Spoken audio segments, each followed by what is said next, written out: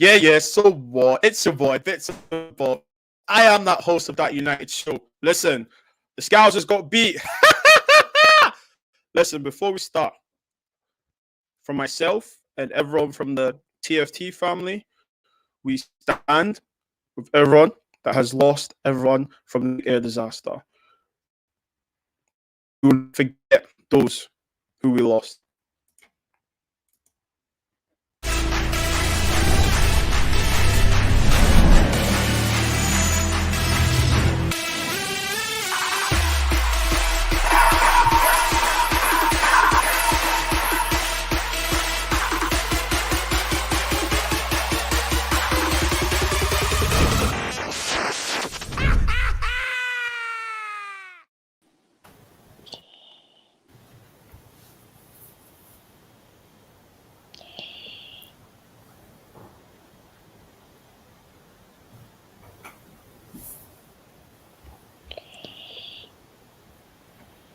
Yes, people. Welcome to that United show. I am joined by man like Kojo.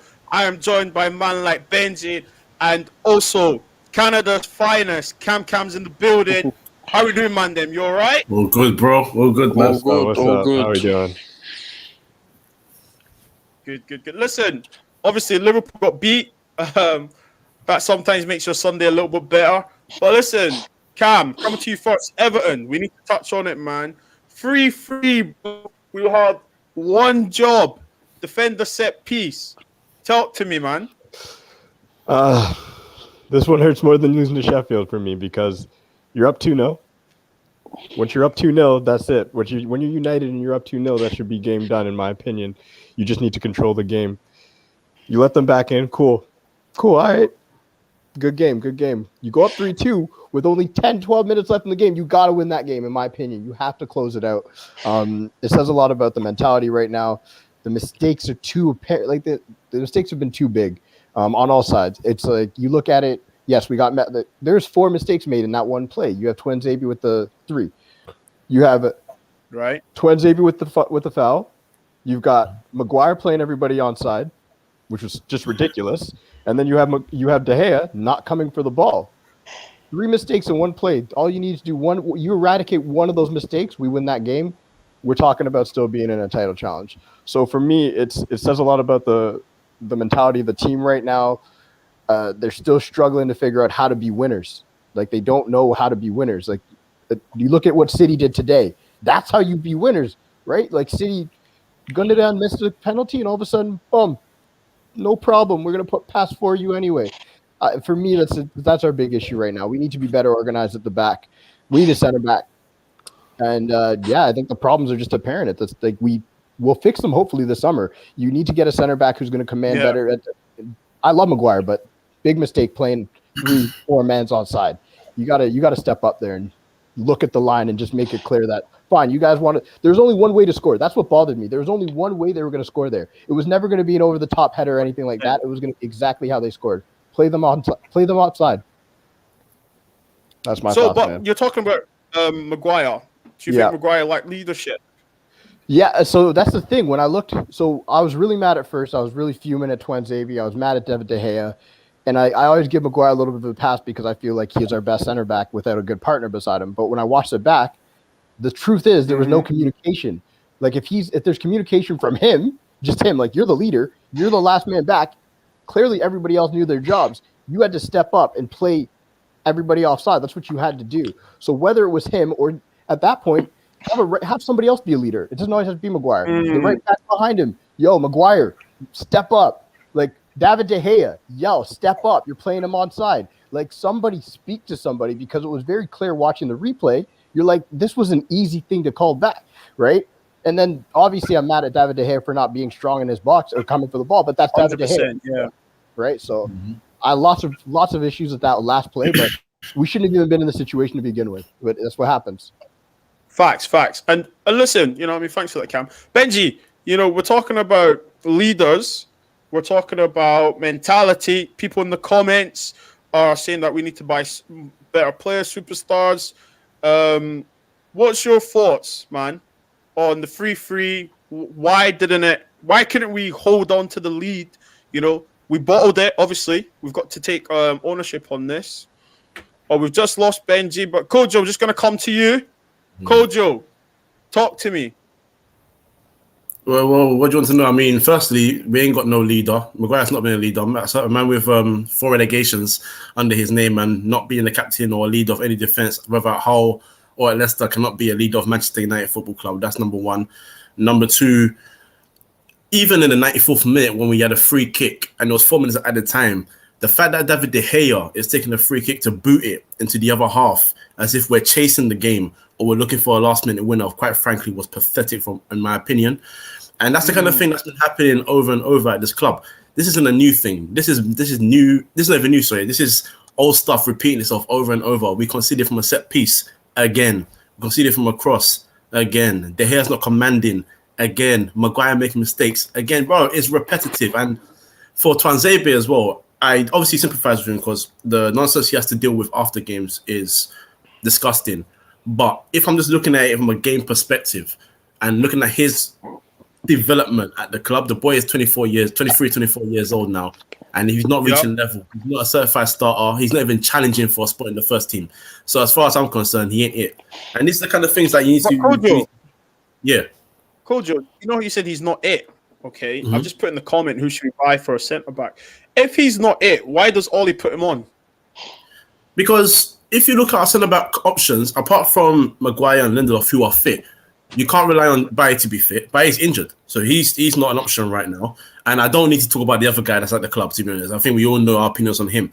So he's the only other option. You know what I'm saying? He's the only other option. So he has to come on. But even in my opinion, again, he didn't need to come on in that game. I know you're holding a 3-2 lead, but that substitution made no sense for me. You still need to carry an attacking threat so they worry about you.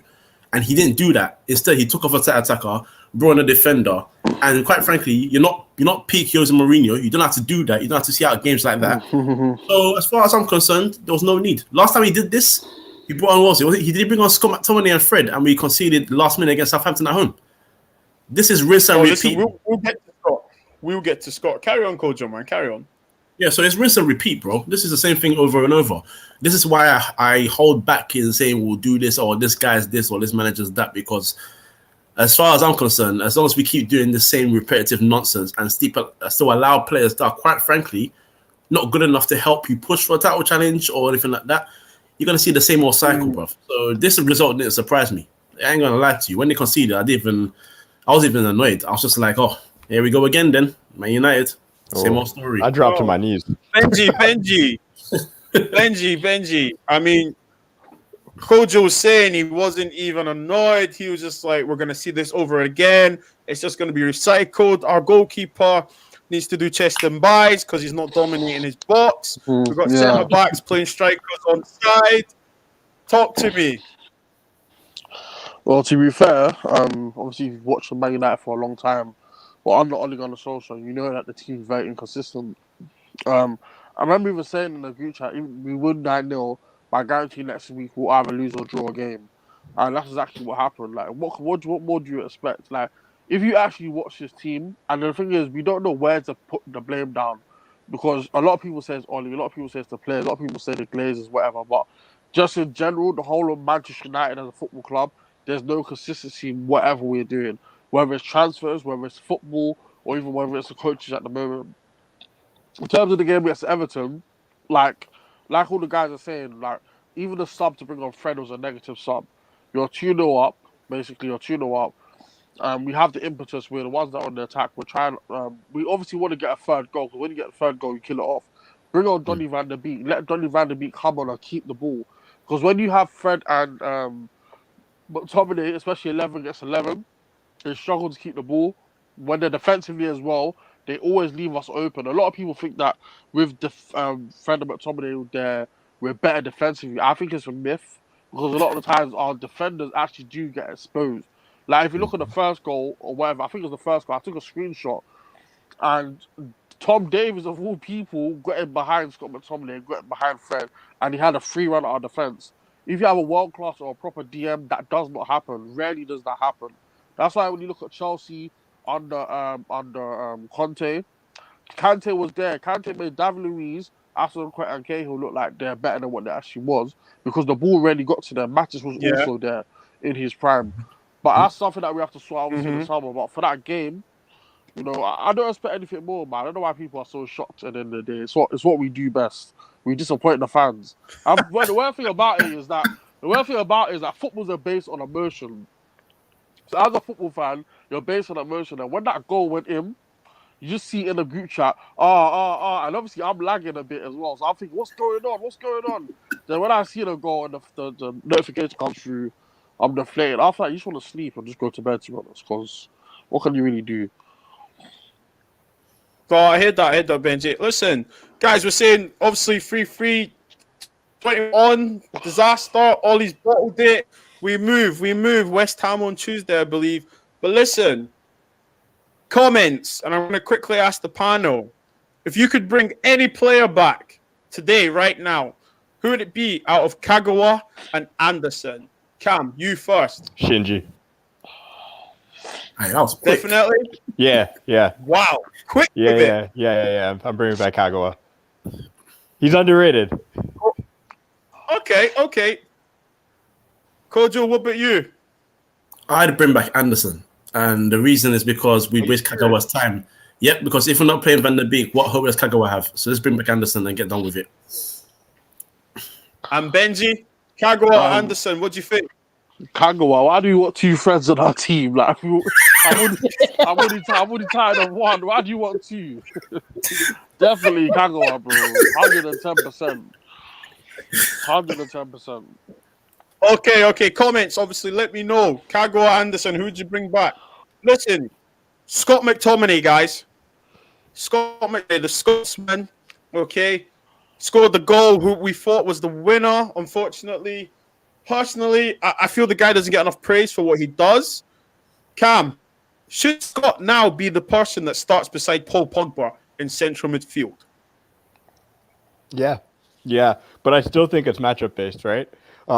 Because there are games where having Fred be a pest and kick people's ankles out. Like, remember what Herrera used to do? The whole job for Herrera was go around and just be a pest and piss people off. I think that's a role you want in some games.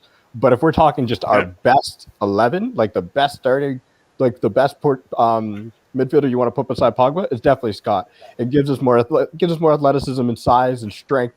I like the fact that Scott's come out and said it. He's not really. He can play defensive midfielder. He can play. Look, for Scotland, he plays center back, but he wants to be more of a box to box guy, and we're seeing that more with him. Those long shots.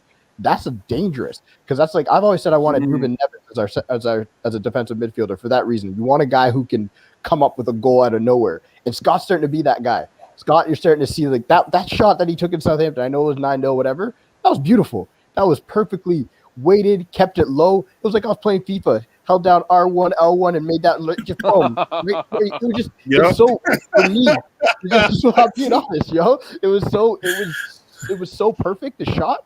And nobody had a chance. Like the keeper was just like, "Come on!" And how often do you see a low ball like that play with so much pace too?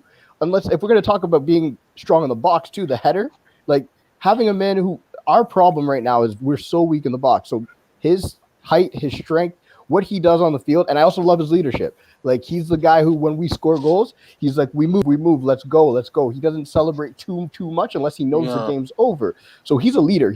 For me, Scott McTominay is going to be one of those short list for the next captain, right? Like, obviously he's younger now, so he won't be there right away. It's Bruno for sure. But, when it becomes a decision, it's going to be between, like, him and Rashford, I think. As long as they're both here, they're going to be talking about which one of these guys gets the armband after Bruno, because it's about 4 years they give a captaincy normally. So, for me, it's Scott. It's Scott beside Pogba.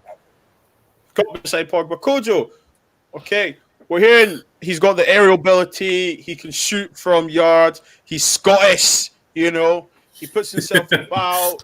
Yeah, some people don't give him the praise he deserves. I remember a Scotsman called Darren Fletcher. Some people didn't rate. He won us trophies. Scott, what do you think? Firstly, he doesn't touch the actual Scotsman on the pitch, Fletcher. That's my G. But more importantly, More importantly, I kind of sympathise and yet don't with him. What it is when he came through the youth system, down 23s, he's a box-to-box player. He's not a guy that sits. So telling him to hold a role as a defensive midfielder, you're already asking him to do something that he's not used to doing. That's number one.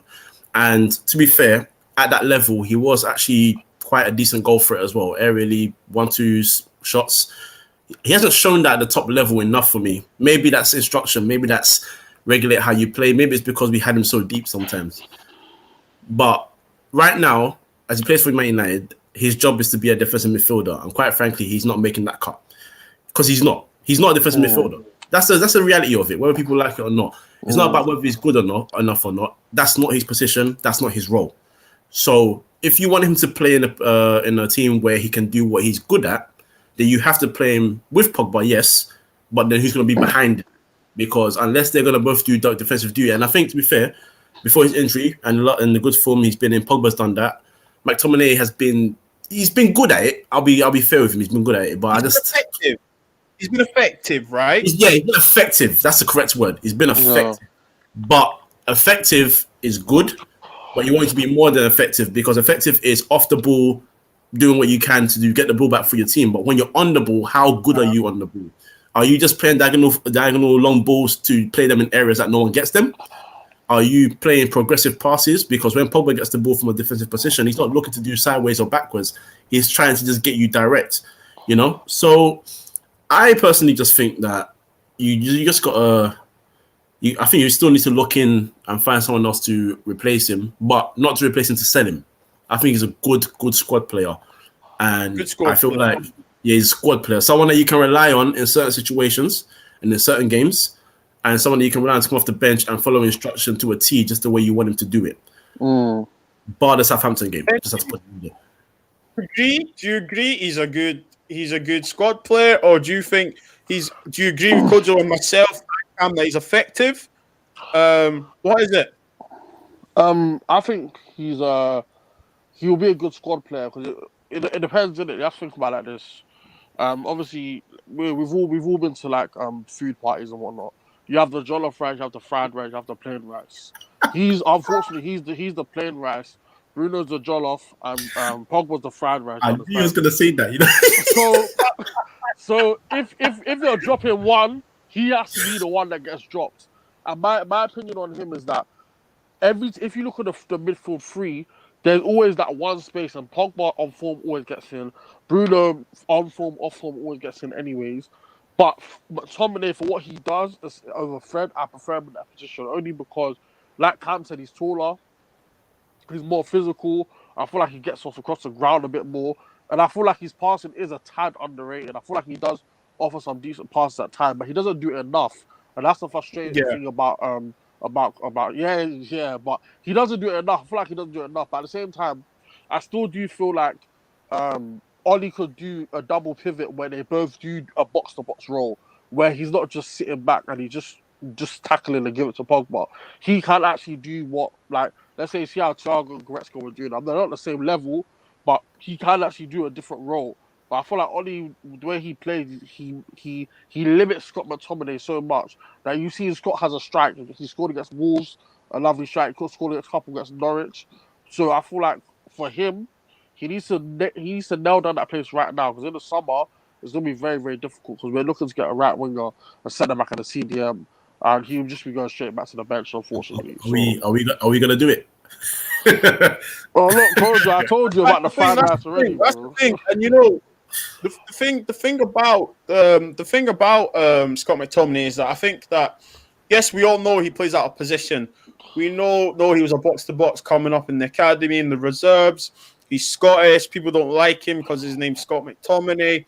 We're not saying he's better than Bruno. We're not saying he's better than Pogba. We're not saying he's on that level. But you need to remember, guys, in a football team, we need players that do the dirty stuff, that roll up the sleeves, that do the work that the panache, the flash players don't do. And I think Scott right now, in the modern day, he's doing that for us. You might not like him, but when he was scoring that goal against Leeds, those brace against Leeds, or the goal against Everton, you're screaming his name. And listen, he also scored in the 9-0 game against Southampton, right? Yeah. And that was a game where we heard them shout, "Let's get 10." the mentality. He wanted to break another record. Let's be the first team to score 10. If I'm wrong, people in the comments, please re-quote me and make sure to correct me. But the thing is, the Cam. thing is, Bob's. Oh, go on. No. Talk to me. Yeah, the thing is, Bob. What happens with these midfielders is that Manchester United fans' dream is to have Pogba and Bruno a bit higher up the pitch playing together, and I don't think McTominay can do that as the deepest player by himself. Because as a football team, if you have Bruno and Pogba playing higher on the pitch, it's devastating effects, and they're both able to get shots off. They're both able to create chances. As a football team, you play way better when the two of them are closer together. A lot of the time, a lot of the things that happens in Manchester United is that McTominay and Fernandes is either too deep, or Maguire's too deep, or Bruno's too deep. There's all the gaps are too much. So to eliminate those gaps, you need players that can do more than one role. For example, I was taking back to Makelele. Makelele could do basically every role on the pitch in a sense, where he'll go left or right, he'll shuffle all across. So that means that Lampard can always go and join Drogba, and then they'll ever have SCN or maybe Thiago or whoever else in that other position is able to just go around and pick the pockets and do all the other stuff. I don't feel like Scott McTominay has that to do that. And while Pogba's around, it's going to be very, very difficult for him to cement that position. And obviously, you have to look at players like Lingard and stuff.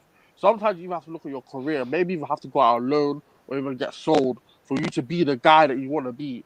Because I feel like at Manchester United, I hope I'm wrong. I always want to be proved wrong, but I feel like Manchester, he can't be that guy for us. Even just start Van de Beek. Start Van de Beek ahead of him, man. I don't even want to hear it, bro. Start Van de Beek ahead of him, man. Yeah, because Van de Beek is someone who. Listen. Sorry, yeah, Ajax. He was able to play as a defensive midfielder, as a centre midfielder, as an attacking midfielder. He does every role effectively, and he does it well. Now, I know I said that McTominay is effective, but the difference between McTominay and Van de Beek is you will have a lot more confidence in the fact that Van de Beek is a lot better on the ball than McTominay, and his link-up play is better. So if you wanted to do a quick 1-2 from midfielder and set him off, you know he's got the ability to do that. You know, if you want to support, what's his name, Luke Shaw or Terrace on the left or Wan-Bissaka on the right, and do a little 1-2 so they can get some movement down the wings instead, you know he's able to do that. And if you want him to hold his position, he's a player that's able to do so perfectly. The guy's good, man. And you know, sometimes you need a player that's fair. But sometimes you need a player that's Wait. Why do you disagree? Because I think this myth of Donny van de Beek being able to play multiple positions is that, like, yes, he can, but can he do it at the level we need him to do it, right? So sure, doing it for Ajax, that's one thing. Doing it in the Premier League, that's a whole different story, in my opinion.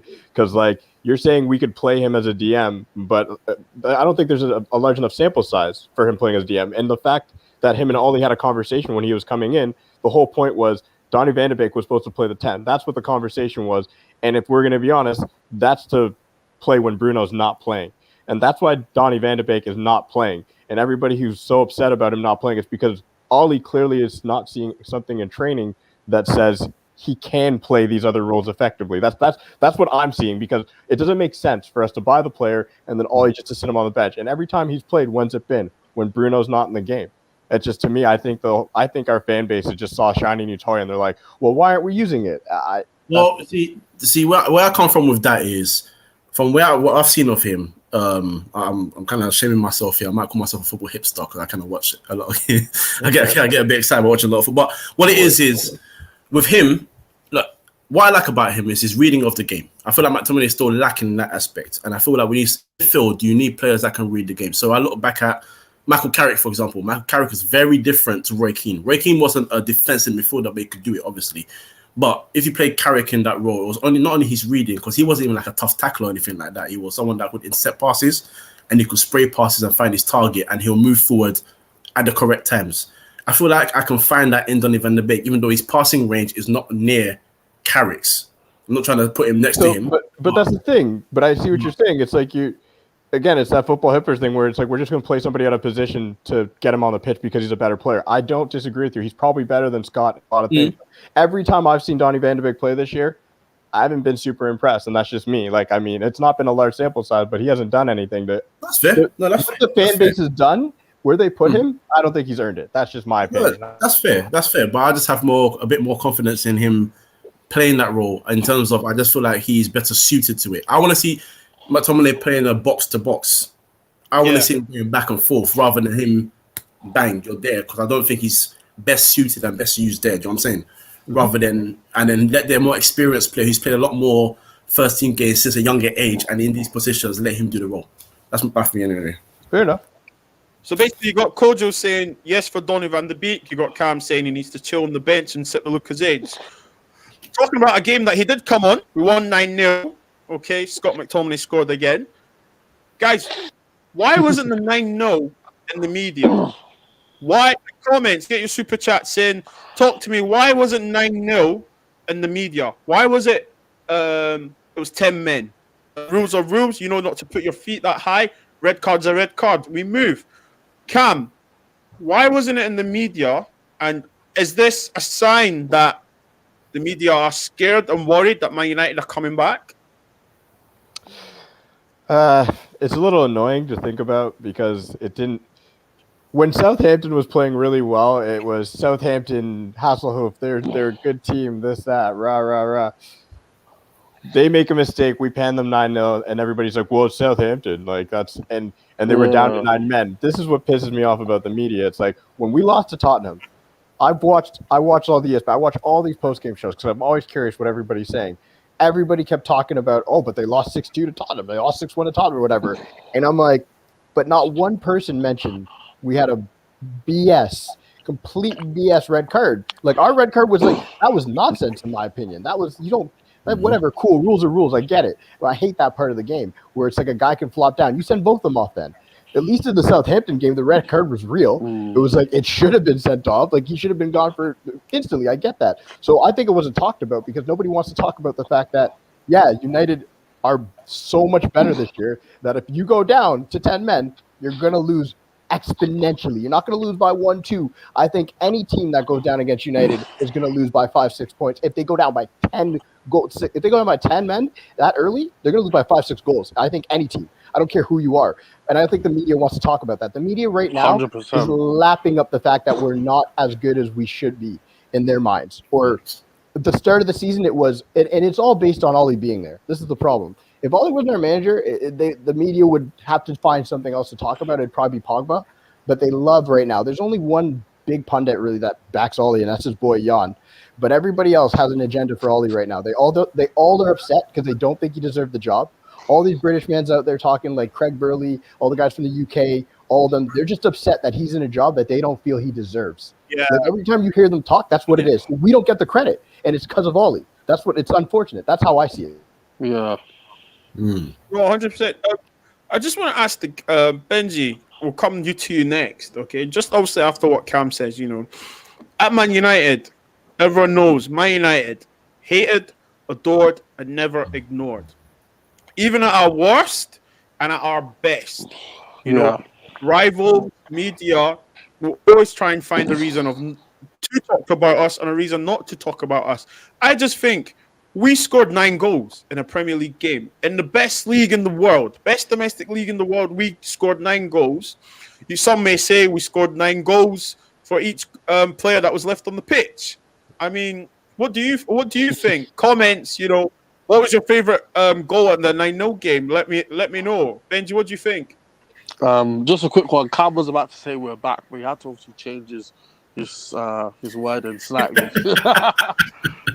but in terms of the media and in terms of what's going on, look, at the end of the day, I couldn't care less about the media. I just want us to do what we're doing in silence. I prefer if they do not talk about us.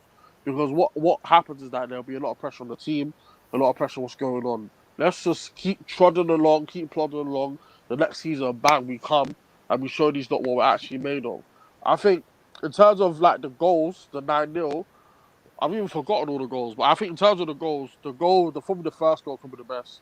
The reason being because Wan-Bissaka rarely scores. So when he does score, it's like everyone has to go wild, number one. And number two, it shows us that us talking about certain players and getting onto certain players that should be performing better, like Luke Shaw and all of these people, is because it shows that there's a player inside them. It's showing that Luke Shaw's actually improving this season. He's probably been our 4th best player this season as well. So I think for me, the first goal was absolute quality. And for some reason, they don't show it on Sky Sports anymore. Like, you know how back in the days when Chelsea would win or Man City would win, they'll show all these goals for like the next 2-3 weeks. They'll be talking about Yeah, Monday Night Football, all of this stuff. exactly. For some reason, we're not about. But at the end of the day, we're Manchester United, and obviously they only want to talk about us when we're losing because it sells papers. When we're winning, at the moment, these lot are not happy, bro. Like, these lot are not happy. But at the end of the day, we know what it's like in our fan base. Let's just keep plodding along, and then by next season, we're ready for that title charge. And Benji, title charge 9-0. 7 different goal scorers. Scott McTominay again on the score sheet. Of course, you put that in there. What? I mean, with the Colgate Whites, Kojo, man. Wait, let me Reggie's just add. Sorry, let me just add. Yeah, You know FIFA. You know that survival mode, yeah, on Pro Club, when you score and one of the players has to go out. Yeah. Bro, I'm telling you, if the way we were moving, yeah, the game would have been done after like 70 minutes. Harvey Dunn, thank you for joining, the new member of the Football Terrace. Thank you so much for your contribution as well. Big up to you. Benji, carry on. Yeah, well, I'll say that. You know on FIFA, when you play Pro Clubs, and you're playing that survival mode, and when you score, the other team's player has to go in the back. That's what Southampton were doing, bro. After like 70 minutes, the game would have been over. Like, we were just running through them. It was good to watch, to be fair. Not gonna lie, but yeah. Benji, just to conclude on this one. Kojo.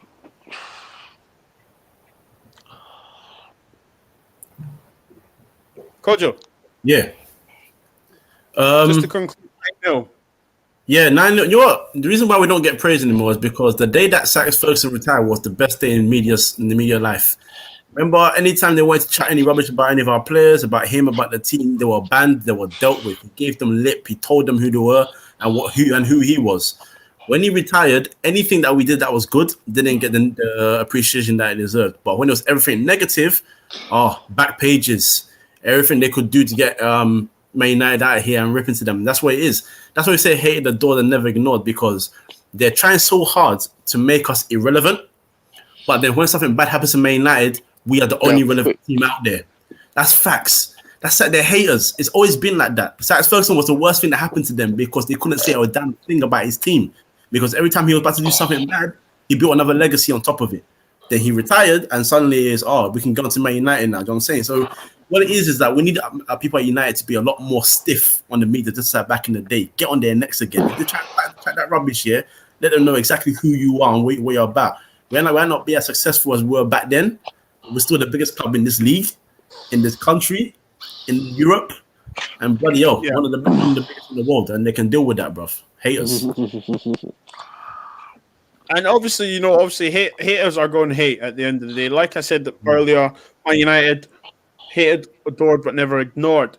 And one person we can't ignore is a certain Uruguayan that plays up front for us. That's not embarrassing the number 7 jersey, as previous people have. Edinson Cavani. We know what we have with him. A man that has movement. We have a centre forward, a striker, a centre forward that we've probably not had in a while. Cavani, what does he bring to us? Because I think he brings experience, natural, gifted movement. Unfortunately, he doesn't convert as high as I want him to. However, I can only think that him being there is probably crucial for Man United. What do you think, Cam? I think he brings exactly what all he asked for and wanted from the start was a number 9. Like, we don't have people need to stop pretending that our strikers are strikers. I hate when I watch the media and they call Marcus Rashford a striker. I always want to pull up the quote where Marcus Rashford himself says, "I'm not a striker. It's just it's not his role." Martial wants to be a striker.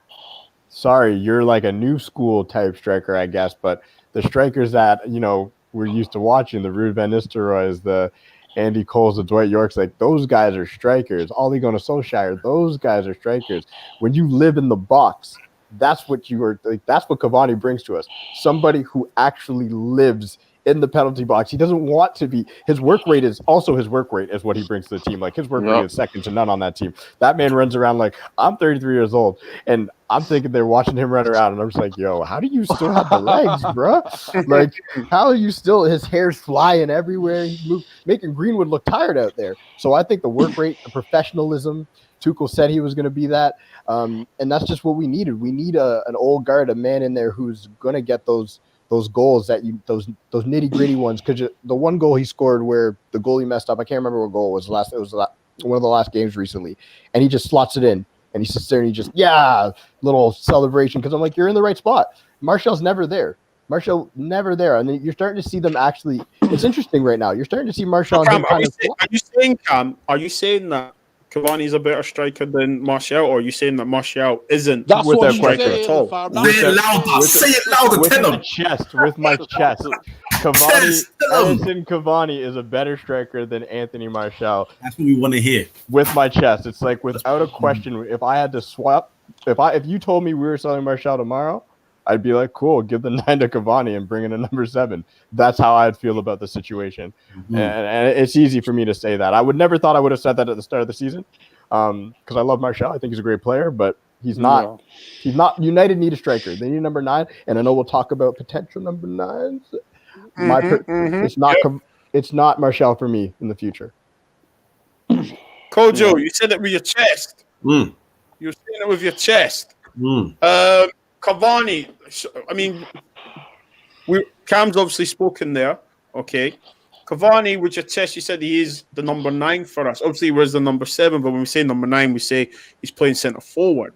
Cavani, what was the signing meaning to you, and what's he done so far to justify that he's one of the top strikers in the league? You know what it is for me? It's in this day and age of strikers that are, not many of them, but there's a lot of them that are doing very, very basic things on the football pitch. And he's a striker that has variety. He wants to hold the ball up, he does it. Wants to make runs in behind, he does it. Wants to make have good movement and beat his defender, does it. I mean, just look at the goal he scored recently. He went to his forwards against Everton. Went to Keane, backed off from Keane, left him for dead, headed by himself, goal, 1-0, just like that. How many times does Martial do that? I'm not trying to make this a Martial bashing session either because I've said what I had to say about him. Quite frankly, I'm tired of it. But it's one of them ones where we've watched this guy and you watch an actual deadly number 9 come out here and he's still killing goals like it's nothing. And I'm saying kill goals. He scored what? 6 in the Premier League. All right, cool. So in January, February, he scored 6, right? And he had a ban. Keep in mind, he had the ban. That's another thing. The man hasn't even been able to play every game. And he wasn't a regular starter until recently. So he wasn't even someone that's getting regular 90 minutes, but he's still getting a better goal return than Martial, which is a damn shame for Martial. You know what I mean? If you want to be the number 9, you want to be the man, you got to do what you're doing last year, and he's not doing that this year. So Martial's doing Cavani's doing the thing. And I said it when we signed him as well. Yeah. Kojo, the comment there, obviously, Martial's a late bloomer. Martial's been at Man United for how many years now? 5? 5 or 6 years, yeah. 5 years. So what do you think? I mean, I'm going to get you guys up there. Benji, Kojo, thoughts on Martial and him being a late bloomer, and on Cavani? Who are we taking and who are we keeping? I'm keeping Cavani. I'm sorry. I ain't got time for this late bloomer stuff. Listen, if he goes somewhere, he blooms. That's fantastic. But he ain't been blooming at Old Trafford. So as far as I'm concerned, that's as simple as it gets. Look, as I was about to say, Cavani had to play on the right wing for when Zlatan Ibrahimovic was at PSG, and he still hit 40 goals. That's a striker. Martial's been playing on the wing, and I've been giving him excuses. But if you are a killer and you get opportunities like you do, you will score more than you have been. Before last season, his best league return was 11. I'm sorry, that's not good enough. It's as simple as that. Not good enough at all. Not good enough. So I don't care about this late bloomer stuff. The guy's not showing me at the age of 25 years old enough that he's even trying to elevate his game to take to the next level. That's as simple as it gets for me. Cavani in all day. Go on, Benji, do your thing. Yeah, no, I agree, man. It's not even going to be a debate. I agree. I feel like Cavani. Well, me and Kojo even said it. Like when Cavani signed, there was a few others saying, "Oh, that he's not good enough. He's old, whatever." But at the end of the day, you know a killer and a gunman from anything else, and you can see with his movement, his instincts, and even the players when they get the ball wide, they're putting the ball in the box even more. because they know that someone's going to be in the middle, and that's crucial. Like, for example, you'll see many games where you have Daniel James that'll be there. This is perfect example. Daniel James will run down the wing. Martial's on the edge of the box waiting for a cutback to do a drag back and then do a 360 turn, then show us that he's got his black gloves on or whatever, then put it in the back of the net. We just see someone that can put the back of ball in the back of the net constantly, week in, week out. And as the team continues to develop and as the team continues to keep creating chances, I still feel like we're yet to see the best of Edinson Cavani. I still feel like we need to start creating 5 chances for him per game for him to get 2. Because every striker will miss a certain amount of chances. You know, as well, yeah. It's with Martial. What worries me is obviously because he likes the ball to feet so much, and he has his back to goal quite a lot as well. When you're playing teams that, you know, for example, Sheffield United, that annoying L that we took. When you're trying to create chances, the one thing you want is your striker to give you many bits of movement. So someone like Pogba who can find you from different ranges, or Bruno who, gives the ball away a lot, but you also know that he has the ability to create a chance out of nowhere as well. You got to move more. You got to move more. You got to give yourself more opportunity to get a chance to score a goal. Otherwise, you cannot complain as a striker that I'm not getting set up enough. Last season, your link up with Rashford was really good, actually. So I give you props for that. Last year, your top goal scorer, you did your thing, scored a lot of goals, 17 in the league, 22 overall, something like that. Fantastic. That's great. 25 even. So where's the next level? You know what I mean? Because you've been here a while, bro. You've been here a while. So where is your next level? Because this is Man United. I'm sorry, I'm not. I know I don't really talk about United as a big boy right now, but at the same time, you're a big boy team. You're a big man club. So if you do well in that season, finally as a striker, where's your next step up? Where's the next step? And where we say, oh, he's elevated his game. He's doing even more now. You know what I mean? You have to be doing. Just to add to that, I remember when obviously you look at the greats of Manchester United, look at Rooney, Ronaldo, and whatnot. Even when Berbatov still came in, the guys still played at a certain level. The players like Rooney and Tevez didn't say, "Oh, Berbatov's coming in, let me soak." No, they still got 18 goals a season. They still got at least 16 or whatever goals a season. They're still getting us to Champions League final. You can be. It doesn't matter how many players you have in your position. It's about being the man. Even in what's it called, 1999 when we were there. Look how many players came and done the job with Solskjaer, Sergio, York, and Cole. We were just doing all the stuff we had to do. And nowadays, players have to be like, we have to start every game week in, week out, and you're complaining. It's not good enough for Manchester United, man. Not a great culture to have. Well, I don't think it's a culture of Ollie. I think Ollie has brought in Cavani to compete. I think he's told these kids that you need to fight for your place. It's half the interviews he gives are fight for your place, fight for your place, fight for your place. We're seeing that Martial doesn't really have the minerals to fight for his place, because when Zlatan took his shirt, what happened? He played well alongside Lukaku, but he was playing alongside him and Rashford were subbing in and out, right? They were doing that whole back and forth. For me, the whole Martial is gonna blossom. You know what? To be completely honest, like I've said this to people, because a lot of people say strikers age. A lot of people say I think it's a FIFA thing where people say that players around age 28, 29, whatever, are not at their best. They're getting too old. I'm sorry, go look around the world, and the strikers around the world actually have proven that wrong. The Raul Jimenez's of the world, the Robert Lewandowski of the world, Harry Kane, like these guys aren't getting Olivier Giroud. Like these guys don't get worse with age. Harry Kane, Cavani, Martial. Is this a debate, or is Harry Kane clean of both of them? Oh man, I'm gonna say this is my chest. United in 2 years need to sign Harry Kane. It's over for the kid. The guy's not gonna win anything at Tottenham.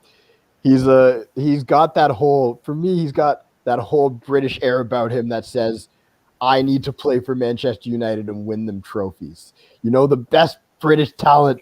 When you think about our team when we did it, it was with the Scholes, the Giggsies, those guys who were they're proud. Man United used the interesting thing about what's going on in the media now, Man United used to be the gold star for British football. They used to put them up all the time. They used to be like, listen, Man United, and I'm talking about the whole UK, like Irishman, Scottish, everybody. If you were a top British player, you wanted to play for United. And that's why Harry Kane, and you hear it from Sheringham, you hear it from Keane, they're like, go get Harry Kane. I don't care if he's injured half the time. I don't care, because guess what? Harry Kane injured half the time, still bangs 20 goals a season. So then you have Greenwood who can then step in when he's injured. Then you can put I Rashford. agree, man. I agree. Hey, Cam. That's the Cam, player. Cam, you know what you're doing right now? You're speaking gospel. You know why? Because a half-season injured Harry Kane last year still scored more league goals and more goals overall than Martial last season. Martial's best season, by the way. Bear that in mind. It's like it's so Number 9. Go spend Number the money. 9. Spend the money on Harry Kane in two, because obviously I don't think we'll be able to afford him next year, and we shouldn't. I think next year we have other priorities. You can easily, and I'm going to be honest, you can easily keep Cavani next year. We have the extension. I think that's a done deal. You keep Cavani. You're right. You go and get the center back we need, maybe a DM, and then that next year you send the bag over to Levy. Be like, experiment done. Kane wants to come. That's my dream for United right now, because if you put Harry Kane up top, and if all these still our managers, it doesn't matter who our manager is, that man's going to bag goals. And look what he's doing for Jose right now. He's playing number 10, cooking up Son every year. Like, imagine Harry Kane finding Rashford runs. Imagine Harry Kane if we bring in Sashford, find Sancho. And then the beautiful part about this is I support England because, the Commonwealth and all that, You have England's front 3 leading the line. Come on, man. It's got to get done. That's Southgate needs to get on the phone to Ollie ASAP. It's got to get done. No. We need to get Southgate out of here, man. We need to get Southgate out of here. I'm just saying that front 3, Get him the hell out of here. Rashford, Harry Kane, Lod. Gives me chills. Comment, yes, no answer. Harry Kane signed for Manchester United. We're talking about strikers there, the current. Let's talk about the future. Okay. We're talking about signings, forward players.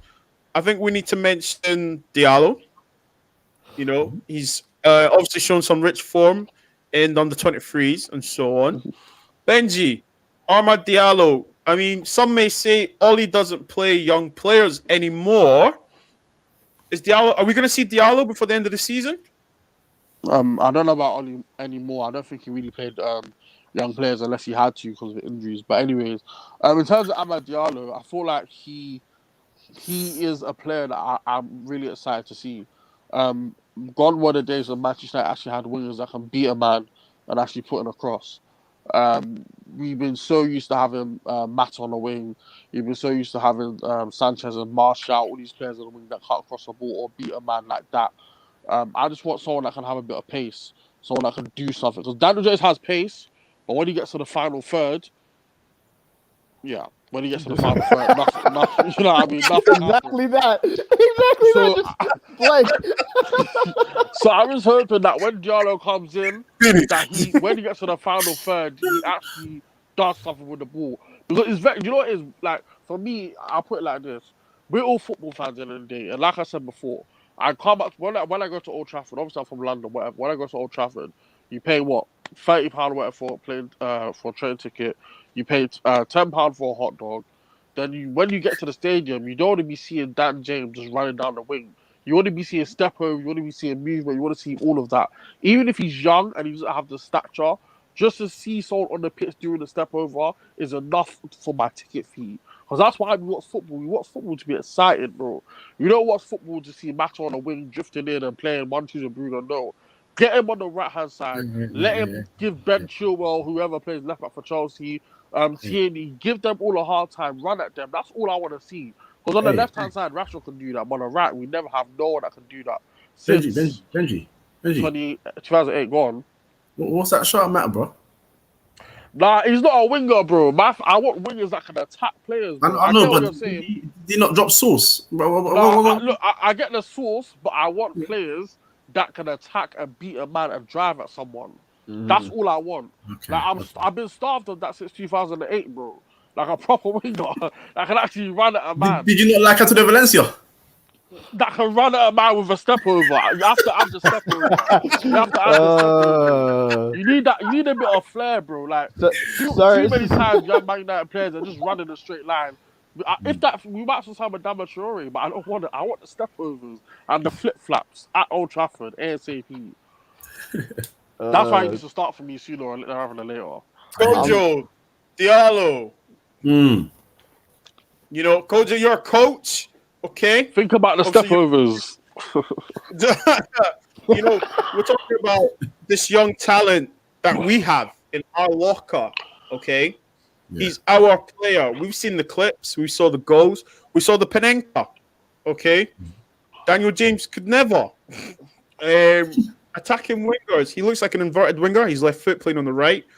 I think Aaron Wan-Bissaka could do with a help on the right-hand side. Not saying that Greenwood isn't doing a good job, but we know Greenwood isn't a right winger. So does Diallo? Should Diallo play? And should Ollie cement that bridge from the under-23s to the first team? Yeah, I think he will get game time eventually, but I don't know when. I think he's going to do it when there's a time where we hope we have top 4 secured at least anyway before anything else. Because the thing about him is, as talented as he is, you still got to give a young player time to just get into the team, man. Bit by bit. He's only still 18, isn't he? Sometimes it's not rush things, you know what I mean? Yeah. So I'm happy. I'm happy with his development. The way he's playing right now is supreme. But let's get things correct here. Different. I know he did well against Liverpool under 23, so I'm not going to try and it's not this, but there's a difference between playing under 23s of Liverpool and actually Liverpool, and there's a difference between playing the under 23s of Blackburn and everybody else.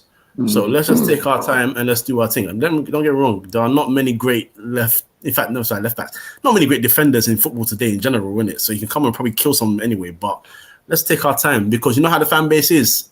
We were excited about Angel Gomez and Tadic Chong, and when Chong had his debut and it didn't go too well, all of a sudden, this guy ain't it. Let's take our time, man. Let the guy flourish properly. We're taking our time. We're taking our time, okay, Cam. Are we taking our time playing the youngsters? We're not going to play Is there a youngsters, need man. to be Alex Ferguson, Cam? Alex Ferguson, okay? If you were good enough, it didn't matter how old you were, Alex Ferguson, if you were good enough, okay? Listen, we hate the Manx. Listen, someone please block and remove him. Mods, please remove that. We're all about that on this podcast. Please, son, Lincoln, if you can, Prime, if you can, remove this guy. We're not all about that chat. As I said, Alex Ferguson would play. Remember the Makidas. Chris Eagles, I'm taking it back. Chadwicks, I'm taking it. You're going to bring back David Bellion as well? David Bellion, do you know what I'm saying? Cam, what are we saying? I mean, is Ollie not playing the youngsters or giving the youngsters? Or do we have quality youngsters to be played? So I think it's twofold. I think Ollie's a good judge of talent. I think he knows what he has and what he doesn't, which is why I go back to the Donny van de Beek I'm not too sure about yet. We'll see. I do believe Ollie's not going to play the youngsters because I think Ollie wants this job, and I don't think Ollie wants to do anything to jeopardize it. I mean, he says all the right things. So far, he has brought back a lot of the United way. He really has. But I do think that he is afraid to play the youngsters in certain situations. I get what he does when he's trying to nurture them along, like with Greenwood. I like what he's done there. If he starts showing that with Diallo, then sure, I'll believe it. But right now we have no answer on the right wing, and we didn't see that Police Street kid play at all because Ollie clearly didn't think he was good enough, sent him out on loan.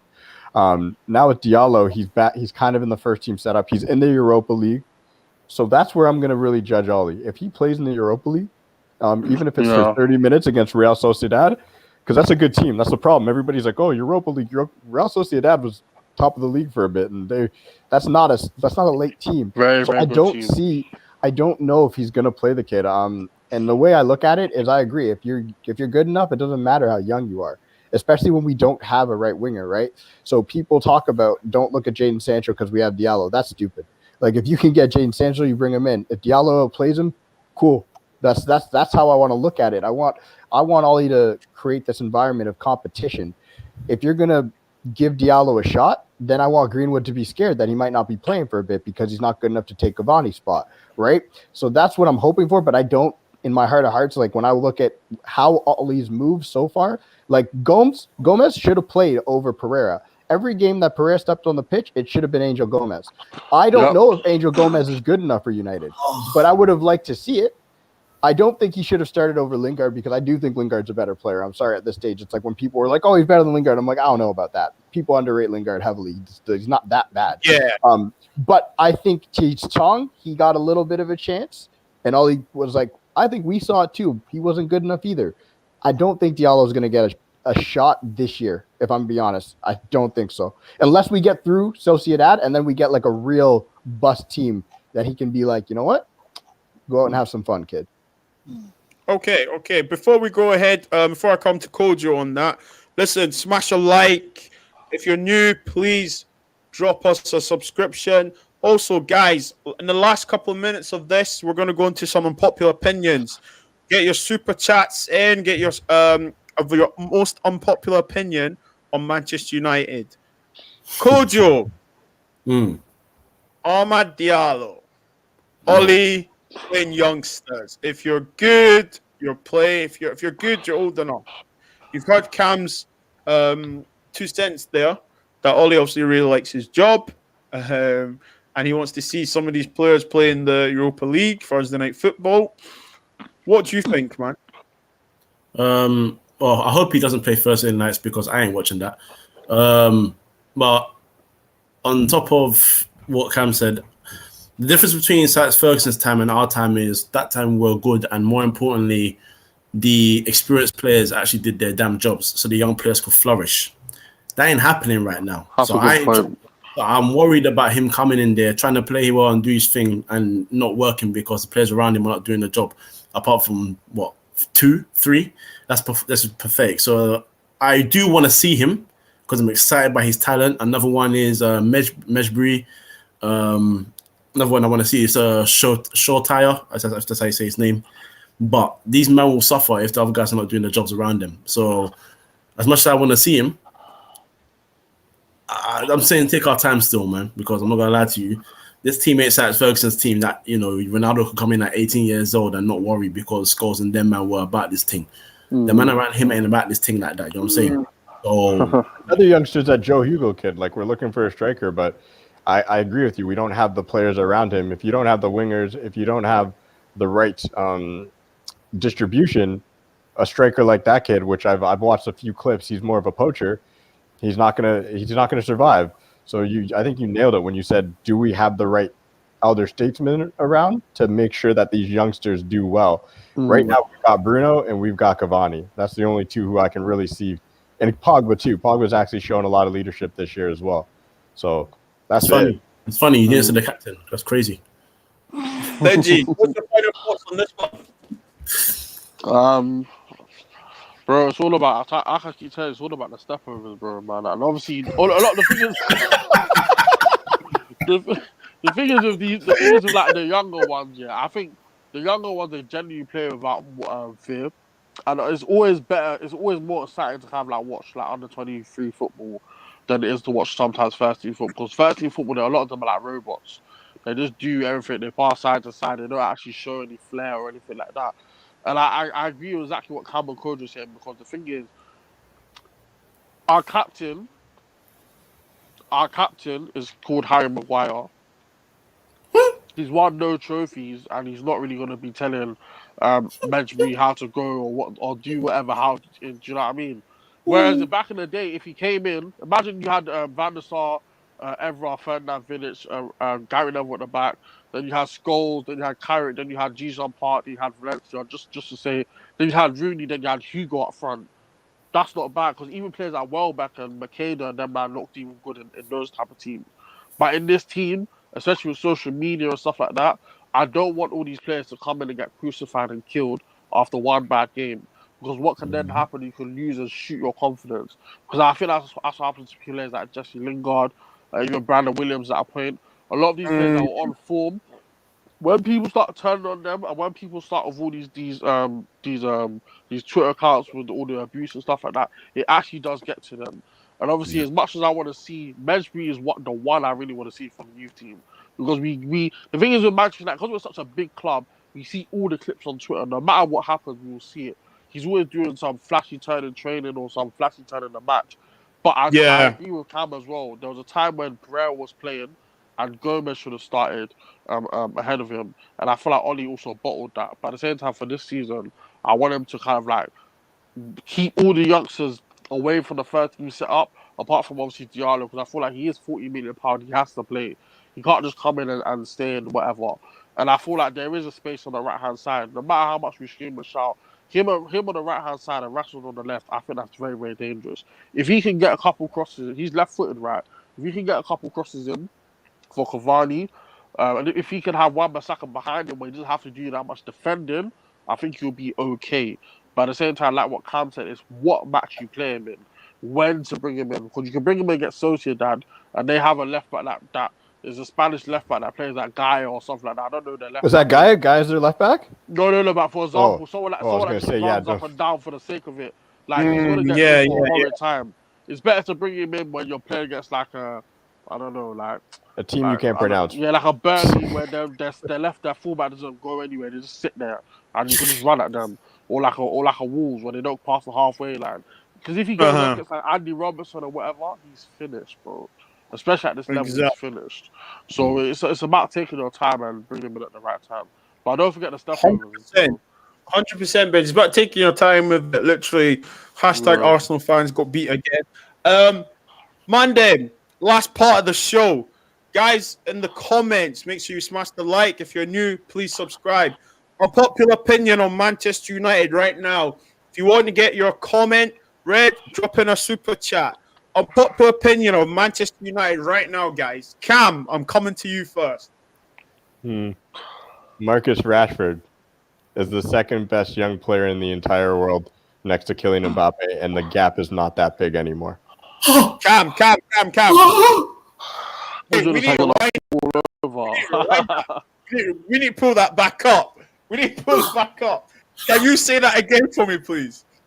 Marcus Rashford is the second best player, young player, and that by young player I mean like under 23. He's 23 now, 23 and under in the world. And the gap between him and Kylian Mbappe is not that big anymore. Plain and simple. I'm sorry. I know people. I don't get what people don't see. I don't understand what people are missing. The stats are there. The improvement is there. The year and improvement. The leadership that he provides. I'm sorry. If we're going to talk about leadership, which is a big part of being a big player, Mbappe doesn't show it. He doesn't show it. So Rashford's already passed him on that. Rashford's not playing beside Di Maria and Neymar. Look at the outputs. Like, I don't have them up top because I'm not like Terry where I have all my stats ready. But Marcus Rashford, over the last 2 years, last year, has proven to be the second best inside forward in the world at his age group. It's just wait. You said wait. I need to get this correct because before I say something, I need to make it correct. Are you saying he's the second best inside forward or best youngster? Period. Bro. Second best. So I'm saying Mbappe, then him. Go ahead, name players, and I'll put them in front of him probably. All right, Haaland. Rashford's better than Haaland at this point. Haaland's had one season in Bundesliga. Come on. It's a Premier League special. Yeah, it is. We've got Kai Havertz and Werner who have both come out and said this league is much harder. Their outputs have dropped significantly. They find it harder because of how physical it is, not because of the players being great. I'm sorry, but that's part of it, though. Okay, all right. Let's take Premier League then. Foden. Okay, guys, just before we go, obviously, we got a super chat here. Okay. Got a super chat. I need to read out the super chat. Bear with me one moment. Okay, put it on the screen. Ben Brigidi. Hopefully I've pronounced that right. Ben saying, I think we need the DM more than anything else. Someone that can break play, decent early, and decent on the ball, not fussed about a centre-back. Mandem, on that super chat, what are we saying? Benji, on that super chat.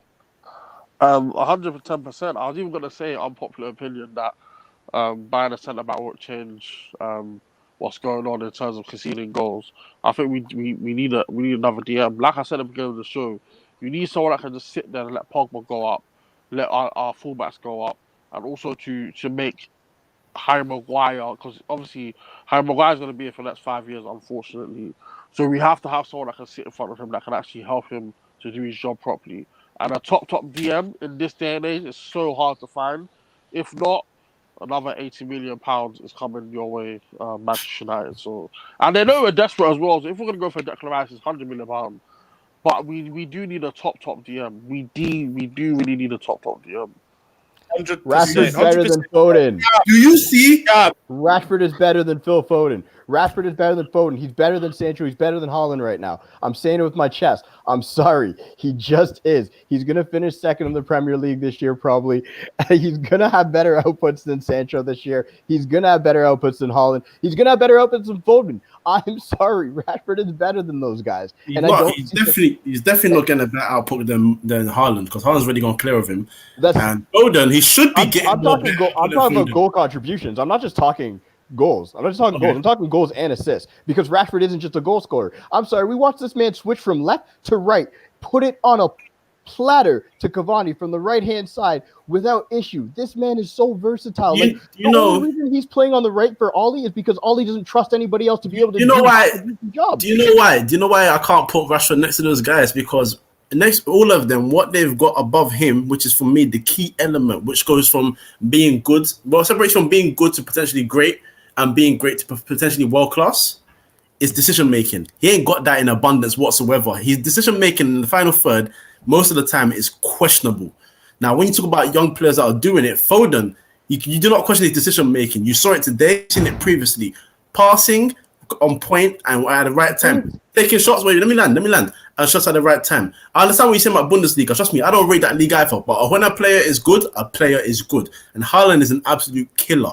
But I'll give you the output because he's a striker. He's a number 9. He should be snapping goals anyway. I think what Cam is trying to say is that in terms of being a footballer, Foden's a better footballer than Rashford. We all know that. Yeah. But in terms of his output and what he actually does for Manchester United, you can't ignore Marcus Rashford. I'm not trying to ignore Marcus Rashford. A footballer, Foden's way better. I don't even agree with that, though, because at the end of the day, agree? No, I don't. I'm sorry. And the reason I don't is because if you put Rashford in that Man City team, if you put him in that City team, he would be unbelievable. It's really easy to make the right decision when everybody's in the right place. I'm sorry. Foden's game today is real easy when every player besides you. Calm. What I'm saying is, like, I'm talking about like first touch, silkiness on the ball, the way because you can see when a footballer caresses the ball, it's different for different players. Some players have a touch of God. Some players don't have that touch. And Foden on the ball is obviously his first touch and all that stuff is He's better silky, than Rashford. I agree. But in terms of his numbers and everything, Rashford is up there. But Rashford has power. Rashford has power and pace. So this is the thing. You guys are talking, and I agree with you. Foden is silkier on the ball. Yeah. But that's one aspect. He's never going to have Rashford's power and pace. So you don't need that. But it depends. The guy played out of position today and dropped a man of the match performance against the league champion. Because he's playing with literally a team of 9. I'm not considering the man by himself. He was fantastic. So you think Foden in our team would be as good as he is in City's team? I think he would. Quality, bro. Quality is quality. You know? So then why? So we got Donkey as a team. Why is Pep not playing him? We got Donkey as a team, but as a player himself, if you ask him to do what he needs to do, he will do it. I guess we'll find out because they're coming up together. I guess we'll find out because I truly believe that if you drop Foden in our team, he wouldn't look as good.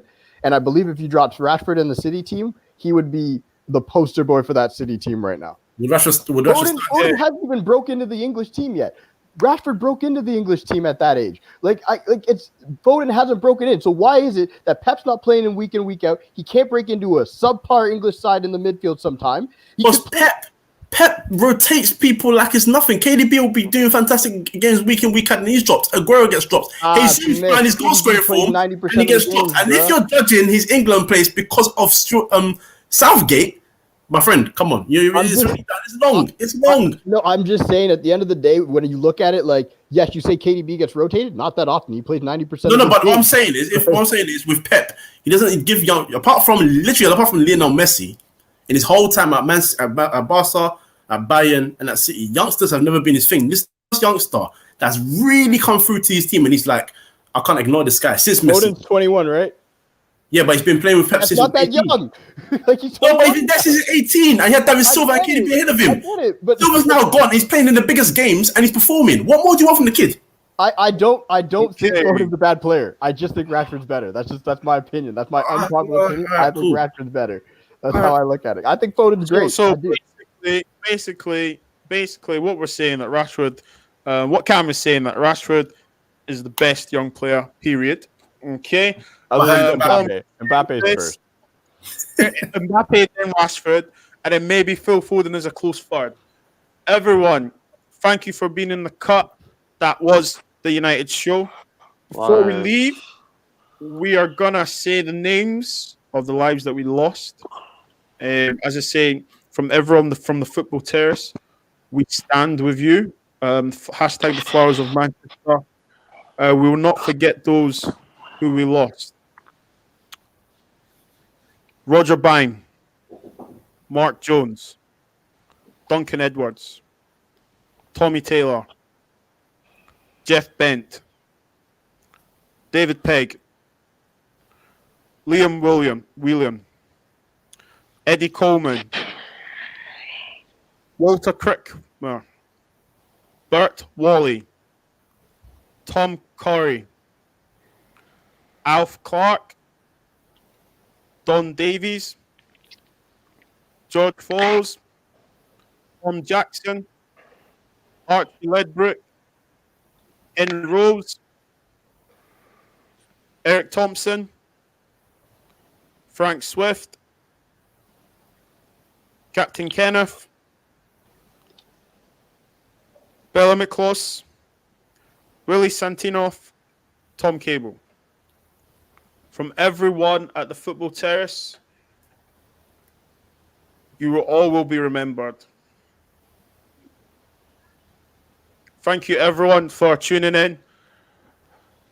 If you're new, please subscribe. Smash a like, guys.